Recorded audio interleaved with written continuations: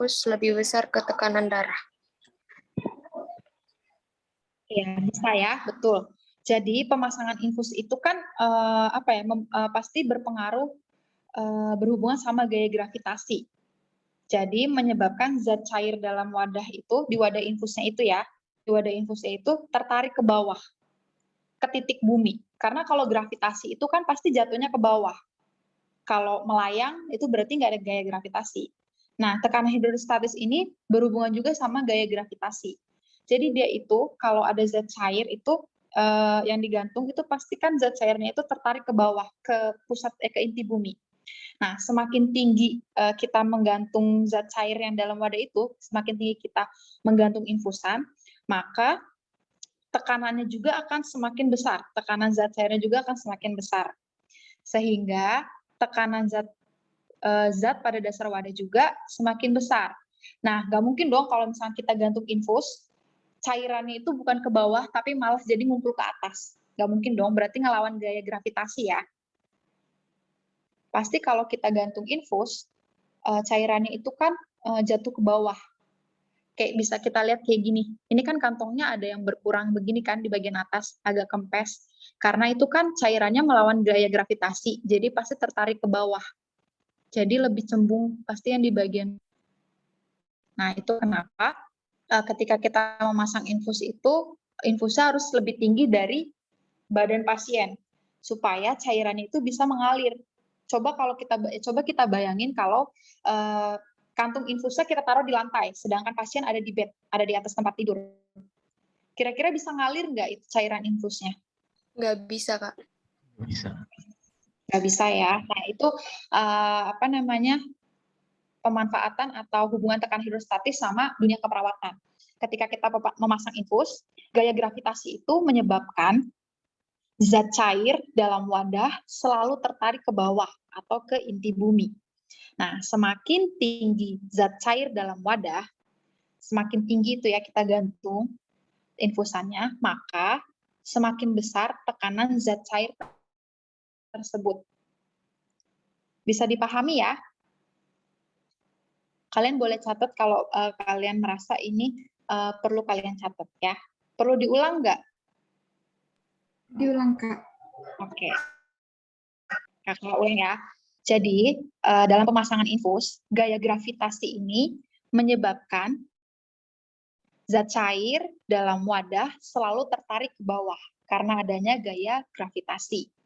Jadi, cairan itu selalu tertarik ke bawah ke inti bumi.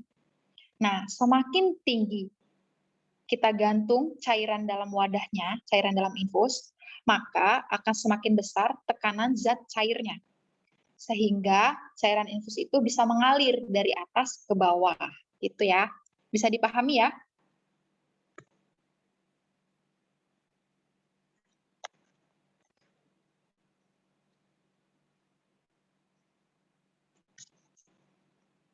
Bisa dipahami? Atau ada yang mau perlu diulang lagi?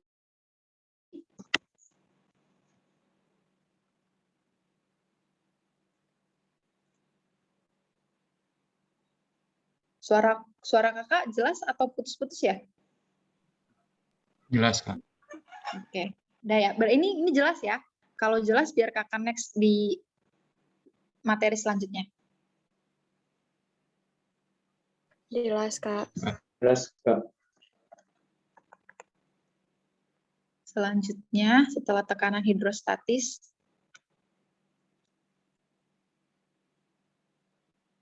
sekarang kita masuk ke hukum Pascal. Hukum Pascal ini menyatakan bahwa pada cairan di ruang tertutup, tekanan tersebar ke segala arah dan setiap perubahan tekanan akan ditransmisikan atau dikirim ya secara sama rata ke setiap bagian cairan. Contoh bagian tubuh terkait hukum Pascal yang berhubungan dengan medis dan keperawatan itu contohnya kalian tahu cairan amnion yang ada di uterus. Ketika ibu hamil itu si janin itu kan dibungkus. Nah, di dalam bungkusnya itu ada cairan amnion. Nah, itu fungsinya untuk melindungi janin. Jadi ketika ketika misalkan ya uterusnya itu ada benturan di uterus atau di rahim, nah fungsi dari cairan amnionnya itu untuk melindungi. Jadi benturan itu nanti akan ditransmisikan atau dikirim secara merata melalui cairan amnion itu. Contohnya supaya lebih dipahami, kayak balon diisi air. Nah, kalau kita sentil itu balonnya, itu kan pasti ada getarannya ya.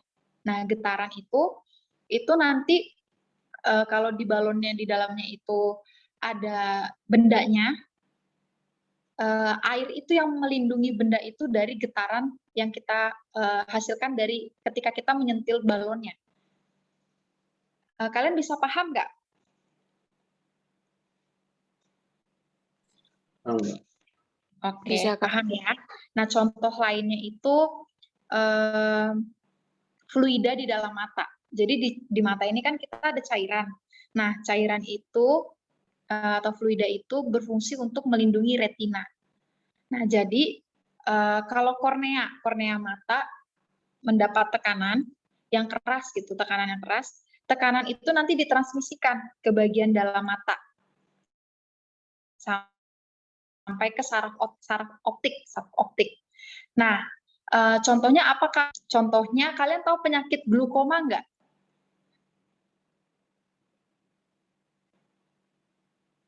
Pernah dengar pasti ya penyakit glukoma?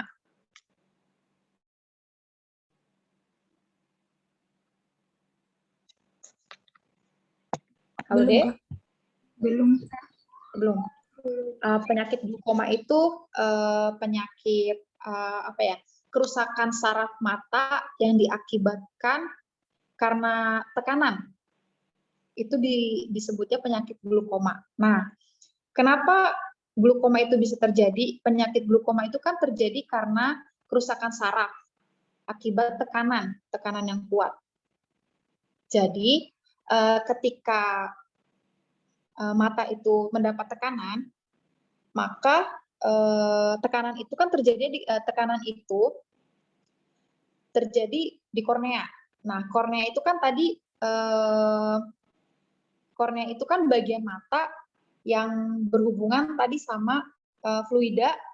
Fluida itu kan melindungi retina. Nah, kalau ada tekanan pada kornea itu bisa merusak mata sampai ke saraf optik. Nah, saraf optik rusak menyebabkan penyakit glukoma itu. Jadi ketika ada tekanan yang cukup kuat pada kornea dapat mengakibatkan kerusakan pada saraf optik. Nah, jadi kalau misalkan tekanan ini menekan retina secara kuat, menekan itu menyebabkan saraf optiknya rusak. Nah, menimbulkan penyakit glukoma. Gitu ya. Ada yang mau ditanyakan atau perlu diulangin?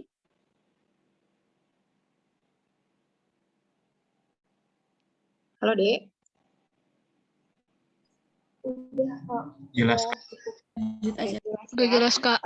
Kalau misalkan yang penyakit glukoma itu lebih sulit untuk dipahami, mungkin kita bisa pakai yang contoh yang pertama tadi, cairan amnion.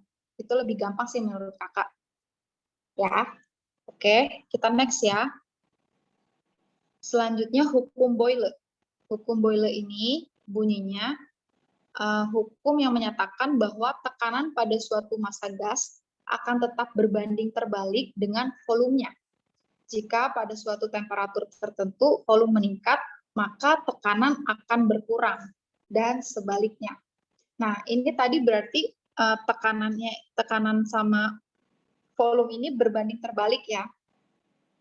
Kalau volumenya meningkat, maka tekanannya akan berkurang. Ingat ya, itu konsep dasarnya. Kalau volumenya meningkat, tekanannya berkurang. Kalau volumenya berkurang atau menurun, tekanannya yang akan meningkat.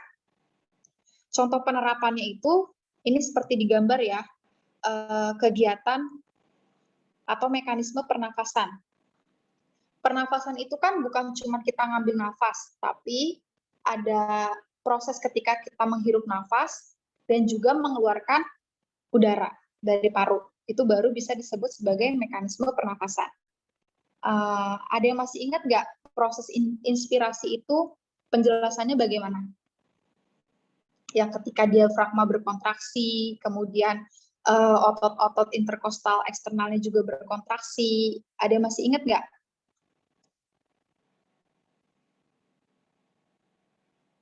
Lupa, Kak. Lupa. Oke, kita bahas sama-sama ya, kita ingat sama-sama. Jadi proses inspirasi ini terjadi ketika diafragma. Otot diafragma itu kan ada di dekat paru-paru ya, di antara paru-paru lah, di antara paru-paru. Nah, ketika diafragma berkontraksi, kemudian otot-otot interkostal eksternalnya atau otot dada ya, otot antar iga itu juga ikut berkontraksi. Nah, karena otot-otot antar iga berkontraksi dan juga diafragmanya berkontraksi, maka volume toraksnya atau volume dada, toraks itu dada ya, volume dadanya juga bertambah. Tekanan di dalam paru-parunya jadi berkurang. Ya, tadi kalau volumenya meningkat atau volumenya bertambah, maka tekanannya berkurang. Itu konsep dasar dari hukum Boyle.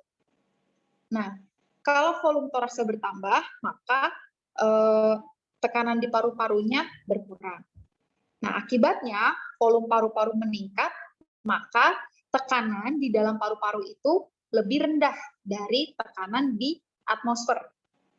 Nah, itu makanya kenapa udara bisa masuk ke dalam paru-paru.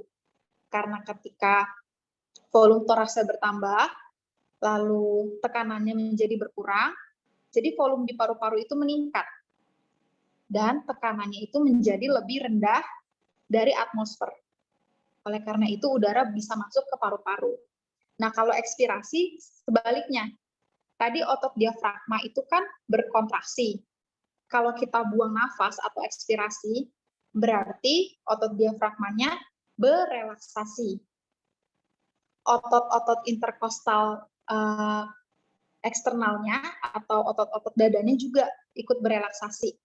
Berelaksasi dan menyebabkan volume toraksnya menjadi yang tadinya meningkat ya ketika ekspirasi, ketika ekspirasi volumenya itu menjadi menurun. Tekanan paru-parunya jadi naik. Nah, hal ini menyebabkan volume paru-parunya kan tadi berkurang. Tekanannya jadi naik yang di dalam paru-paru, tekanannya jadi lebih tinggi jika dibandingkan dengan tekanan di atmosfer. Oleh karena itu, udara bisa keluar. Itu proses ketika kita membuang nafas atau ekspirasi. Perlu diulang? Kalian mau catat? Boleh, Kak. Oke.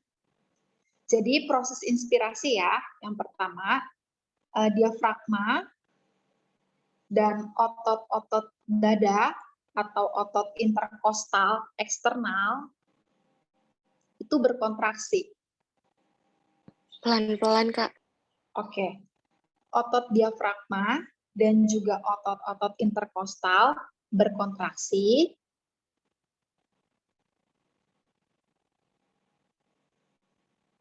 Menyebabkan volume toraks atau dada menjadi bertambah atau meningkat.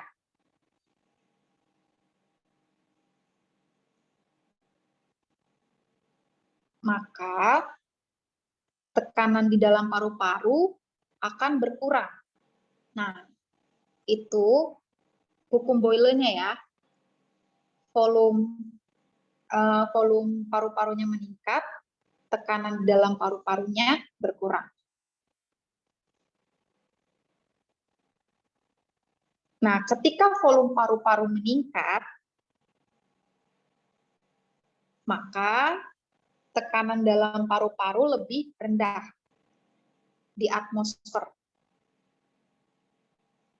Lebih rendah dari atmosfer maksudnya, lebih rendah dari tekanan atmosfer atau tekanan di sekitar kita ya, tekanan lingkungan luar. Jadi menyebabkan udara bisa masuk ke paru-paru.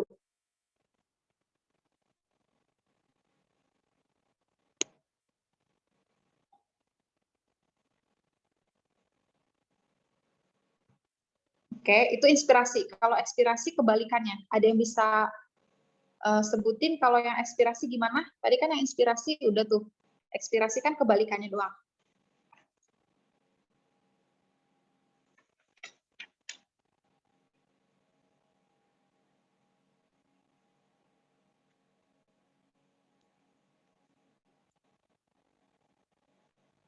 Aku minta tolong siapa ya?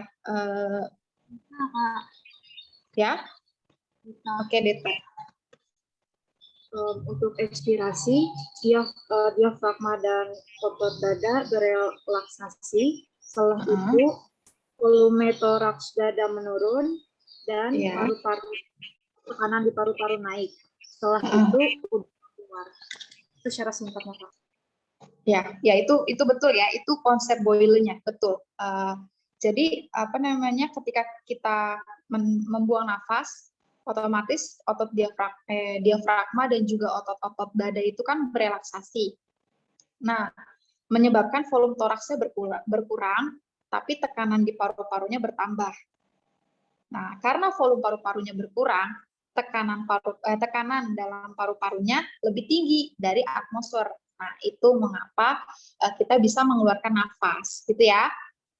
Sampai sini jelas ya untuk hukum Boyle dan juga penerapannya dalam mekanisme pernapasan? Jelas, Kak. Oke.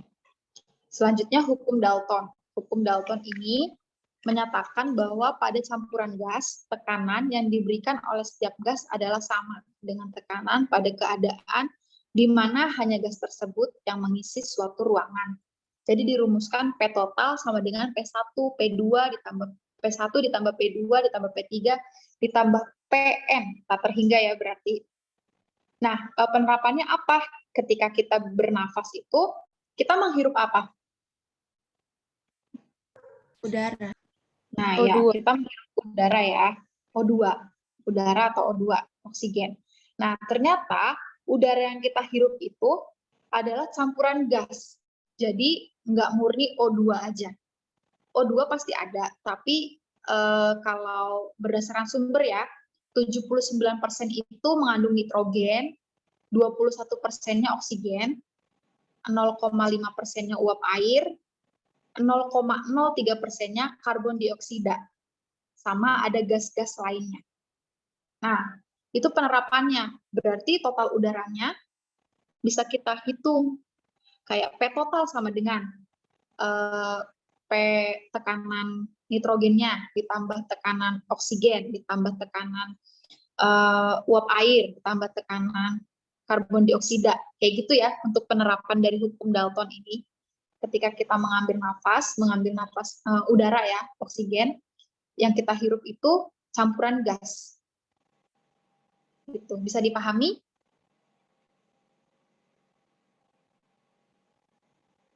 Bisa, Kak. Oke. Yang terakhir, hukum Henry menyatakan bahwa kelarutan gas dalam cairan tergantung dari tekanan parsial gas dan koefisien kelarutannya. Gas yang berbeda memiliki koefisien kelarutan yang berbeda juga. Nah, semakin tinggi koefisien kelarutan, gas tersebut semakin mudah larut. Nah, ini ada contohnya ya. Di dalam darah, karbon dioksida akan semakin larut dan mudah ditransportasikan dalam larutan. Kenapa?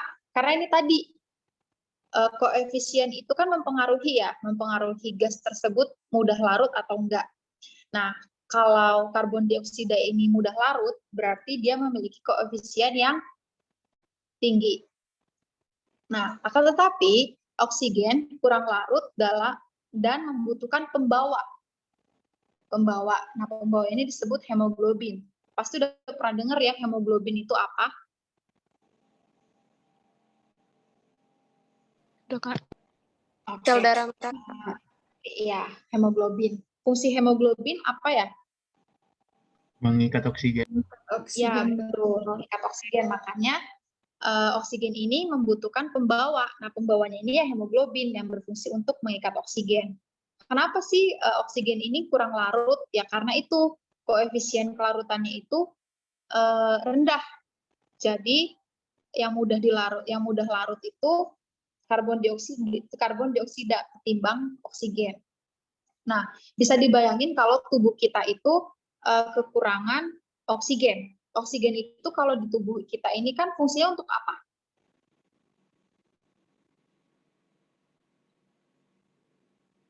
Membantu mengalirkan peredaran darah?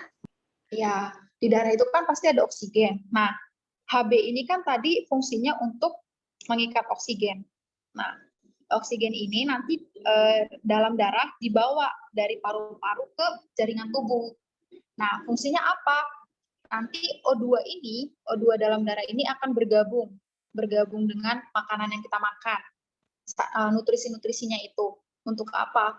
Yaitu untuk menghasilkan energi. Jadi kalau misalkan nggak heran ya kalau kita kurang darah itu lemes. Bisa jadi kalau kita ternyata juga kurang oksigen gitu. Energi yang tadi dibentuk dari oksigen dan juga makanan atau sari-sari makanan dalam darah itu yaitu tadi fungsinya untuk untuk kerja organ.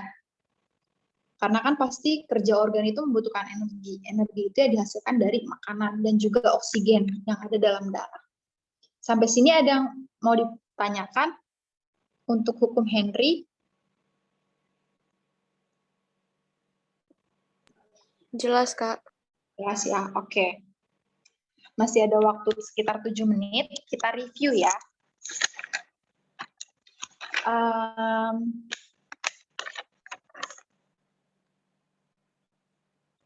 Tadi fluida itu kan zat alir ya, zat alir. Nah, fluida itu ada 2 macam, apa aja fluidanya? Fluida gas dan fluida cair. Oke. Fluida gas sama fluida cair ya. Nah, ada yang masih ingat konsep fluida? Yang tadi kakak analogikan pakai Perubahan bentuk secara berkelanjutan atau kontinu. Oke, ya betul. Itu kenapa umumnya fluida itu hanya fluida cair sama fluida gas ya. Karena biasanya benda padat itu sukar atau sulit untuk melakukan perubahan bentuk secara kontinu. Nah, sifat-sifat fluida tadi kita pelajari ada 5 ya. Ini menurut kakak, kalian nice to know aja sih. Yang diingat ini aja, macam-macamnya sama ini. Definisi-definisinya untuk penjelasan-penjelasan yang tadi kakak jelaskan itu supaya kalian lebih mudah memahami aja. Nah, yang jadi fokus kakak itu penerapannya dalam dunia keperawatan. Nah, kalau fluida dalam tubuh manusia itu kan tadi ada cairan fluida cair sama fluida gas. Fluida gas itu berkaitan dengan mekanisme pertukaran gas. Tadi pertukaran gas itu di tubuh manusia ada di paru-paru, tepatnya di Alveolus, Kak. Alveolus, Kak. Nah, kalau fluida cair itu terbagi jadi 2, cairan intraseluler sama cairan ekstraseluler. Ada yang mau coba jelasin lagi cairan intraseluler apa, cairan ekstraseluler apa? Intraseluler yang ada di dalam tubuh, ekstraseluler yang ada di luar tubuh. Ya, cairan intraseluler itu ada di dalam sel atau di dalam sel tubuh ya. Kalau cairan ekstraseluler ada di luar sel tubuh. Cairan ekstraseluler tadi ada berapa macam ya? 3. 4. Boleh di-mention? Ada Cairan interstisial atau CIT. Cairan vaskuler, cairan transseluler. Oke. Kalau plasma darah, eritrosit itu masuknya dalam cairan apa ya? Intravaskuler. Ya, intravaskuler itu cairan yang berhubungan sama sistem vaskuler ya, atau plasma. Kalau cairan amnion, sinovial itu masuknya ke dalam cairan apa ya? Transseluler, Kak. Ya, transseluler ya, cairan dalam rongga khusus.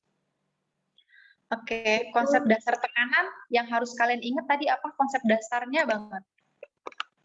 Semakin kecil luas permukaannya, maka tekanan yang dihasilkan semakin besar. Oke, contoh penerapannya dalam dunia keperawatan tadi, kalau konsep dasar tekanan, Pemasangan infus, Kak. pemasangan infus kayaknya masuknya ke itu deh, hidrostatis ya. Oh, pemeriksaan tekanan. Suntik. Iya, Suntik, Kak. suntik ya. Jarum suntik itu ya, besar kecilnya suntikan. Ada yang 1 mili, 3 mili, 5 mili, 10 mili. Mana yang paling besar tekanannya? 1 mili, Kak. 1 mili, Kak. Oke, ini juga kalian udah bisa, ini bisa ya. Nah, tadi tekanan hidrostatis, contoh penerapannya? Pemasangan infus. Ya, pemasangan infus. Kenapa? Bisa dijelasin? Karena Supaya cairannya lebih cepat ke pembuluh darahnya. Iya. Nah, jadi Semakin, ya silakan. semakin tinggi di jaraknya, maka tekanannya semakin besar ke aliran darah. Ya, tekanan hidrostatis tadi berhubungan sama kedalaman atau ketinggian permukaan air ya, permukaan zat cair itu. Jadi kalau pemasangan infus itu berhubungan juga sama gaya gravitasi. Ya, gaya gravitasi yang menyebabkan zat cair itu dalam wadahnya selalu tertarik ke bawah. Tertarik ke bawah, ke inti bumi ya, karena adanya gaya gravitasi. Jadi semakin tinggi zat cair itu diletakkan, maka semakin besar tekanan pada zat cair ya. Itu sebabnya kenapa infus harus diletakkan di tempat yang lebih tinggi. Nah, contohnya lagi nih, Kakak kasih contoh satu lagi ya. Kalau kita memasang kateter di kateter urin, kateter. Nah, itu pasti kantongnya kan nggak mungkin kita taruh di gantungan infus. Kalau misalnya taruh di gantungan infus, kira-kira gimana? Yang terjadi itu apa? Urin tidak akan mengalir ke dalam wadah. Iya, nggak mungkin ya, karena dia ditaruhnya bukan di tempat yang lebih lebih tinggi, Rendah. tapi harus ditaruh di tempat lebih rendah. Karena kan itu kateter urin ya, urin bag. Beda sama infus. Kalau infus kan memang sumber alirannya itu kan ada di kantong infusnya dan dialirkannya ke pembuluh darah biasanya di tangan kita. Jadi ditempatkannya di lebih tinggi dari tubuh kita. Tapi kalau kateter urin atau urin bag, kalau kita taruh di tempat yang lebih tinggi, nggak bisa ngalir. Harus taruh di tempat yang lebih rendah, kayak biasanya di samping bednya pasien. Gitu. Tekanan hidrostatis berarti ingat ya, berhubungan sama perawat melakukan pemasangan infus atau penempatan infus yang lebih tinggi daripada tubuh pasien. Kalau hukum Pascal berhubungannya sama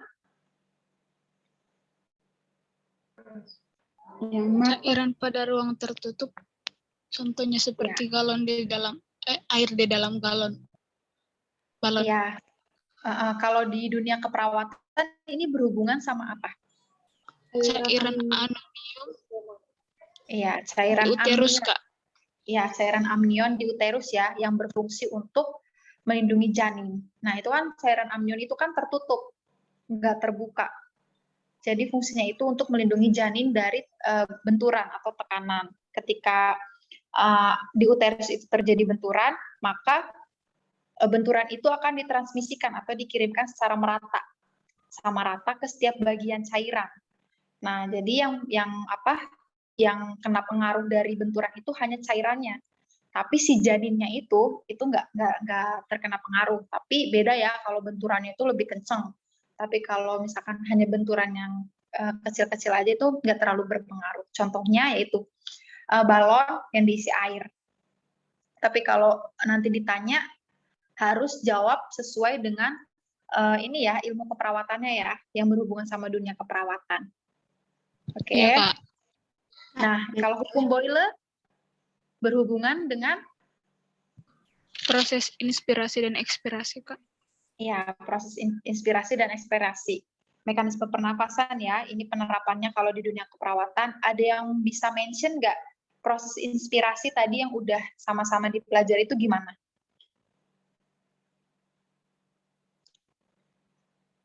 Saya Kak, Ya, silakan. pada proses inspirasi, diafragma dan otot interkostal berkontraksi yang menyebabkan volume toraks dada menjadi bertambah atau meningkat, maka tekanan di dalam paru-paru akan berkurang. Dan Ya, betul ya. Ya. Ya, dan lebih rendah dari atmosfer dan menyebabkan udara bisa masuk ke dalam paru-paru. iya, karena volume parunya meningkat, jadi tekanan di dalam paru-parunya berkurang atau lebih rendah dari tekanan di atmosfer. Oleh karena itu, udara bisa masuk ke paru-paru. Kalau yang ekspirasinya? Kalau ekspirasi, diafragma berelaksasi, setelah itu volume toraks atau dada menurun, setelah itu tekanan pada volume pada paru-paru naik, setelah itu darah keluar. Iya, diafragma sama otot interkostal itu tadi berelaksasi ya, dan menyebabkan volume toraksnya jadi berkurang. Karena berelaksasi jadi berkurang atau mengecil, menurun, dan tekanan dalam paru-parunya justru meningkat atau bertambah. Nah, karena volume parunya berkurang, tekanannya meningkat, maka tekanan dalam paru-paru itu lebih tinggi jika dibandingkan dengan tekanan di atmosfer, sehingga udara bisa keluar. Oke, ini udah paham. Hukum Dalton ya tadi, penerapannya gimana? Ketika menarik oksigen, Kak, yang Iya, tidak semua oksigen yang kita hidup itu 100% oksigen. Terdapat gas campuran mineral, nitrogen. Nitrogen. Ya, ada nitrogen, ada oksigen, ada uap air, ada karbon dioksida, ya, sama ada gas-gas lainnya pasti. Oke, dan yang terakhir hukum Henry. Contohnya ini ya, kalian bisa baca di PPT, udah tercantum. Oke, ada pertanyaan? Kak, mau Ya. Yang di hukum Pascal kan ada apa itu cairan amnion. Itu cairan amnion sama ketuban sama enggak? Cairan amnion itu sama ketuban sama enggak? Kita coba lihat ya.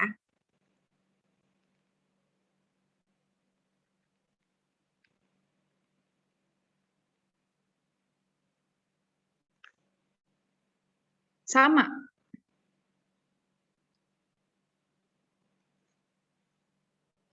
Sama, Oh, iya. cairan ketuban itu bahasa medisnya ya, cairan amnion. Oke, ada lagi pertanyaan?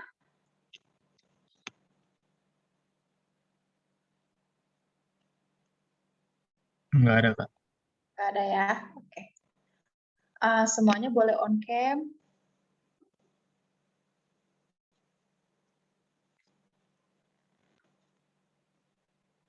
Oke, Janang boleh minta tolong untuk dokumentasi ya. Bisa. Oke. 1, 2, 3. Salah Kak, tunggu bentar. Gak apa-apa. 1, 2, 3. Lagi. Oke. 1, Yang kedua 2. ini gaya bebas. Gaya bebas. Kalian mau gaya kayak gimana? Tunggu bentar, susah SS-nya Kak. Kalau Gak apa-apa. Kalau buat Janang gak usah gaya lah. 1, 2, 3. Ya, sudah Kak. Oke, makasih ya. Sama-sama Kak. Oke, oh ya, untuk tugasnya nanti kakak kan bilang tugasnya itu kan worksheet ya. Kuisnya dalam bentuk worksheet. Nanti kakak kirim Word-nya, itu ada berapa pertanyaan? 10 pertanyaan, pilihan ganda. Cara menjawabnya, kalian tulis soalnya, pilihan gandanya kan A sampai D. Nah, kalian tulis soal, tapi langsung satu jawaban yang benar aja. Jadi A, B, C, D-nya nggak usah ditulis. soal langsung jawabannya A sama keterangannya, gitu aja ya. Nah, kalau soal hitungan kakak minta caranya juga. Terus kalau ada misalnya jawaban yang kalian searching dari internet, tolong sertakan sumbernya ya, karena biar nggak masuk dalam plagiarisme. Kalau ada kalau ada jawaban yang kalian ambil dari internet. Oke, kita udah selesai, boleh tutup dalam doa, karena tadi Janang, sekarang kakak minta Hosea deh. Kak, mau tanya, due date-nya kapan? Oh ya, due date-nya hari Minggu, jam 9 malam. Oke. Ada lagi pertanyaan? Itu boleh diketik, Kak? Silakan Hosea. Harus tulis tangan ya. Oke, Kak. Oke.